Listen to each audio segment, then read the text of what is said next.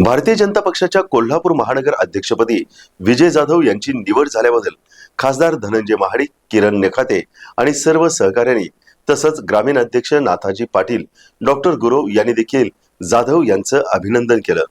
आगामी स्थानिक स्वराज्य संस्थांच्या निवडणुकीच्या पार्श्वभूमीवर पक्षश्रेष्ठींनी माझी निवड करून माझ्यावर टाकलेला विश्वास सार्थ करण्यासाठी आपण सर्वांच्या सहकार्यानं भाजप पक्षाची ध्येय धोरणं, शासकीय योजना जनसामान्यापर्यंत पोहोचवण्यासाठी प्रयत्नशील राहणार असल्याची ग्वाही नूतन अध्यक्ष विजय जाधव यांनी दिली। मी सर्वप्रथम राज्याचे मुख्यमंत्री माननीय देवेंद्रजी फडणवीस, भारतीय जनता पार्टीचे प्रदेशाध्यक्ष चंद्रशेखरजी बावनकुळे, आमचे मार्गदर्शक राज्याचे उच्च व तंत्र शिक्षण मंत्री चंद्रकांतदादा पाटील आणि कार्यकारी अध्यक्ष रवींद्रजी चव्हाण यांचे मनापासून आभार मानतो की माझ्यासारख्या सर्वसामान्य कार्यकर्त्यावर माझी कुठल्याही प्रकारची राजकीय पार्श्वभूमी नसताना गेली 27 वर्ष पक्षाशी मी एकनिष्ठ राहिलो, काम करत राहिलो, तिची पोचपावती दिली। याबद्दल मी पक्षाचं सर्वांचं अभिनंदन, आभार मानतो।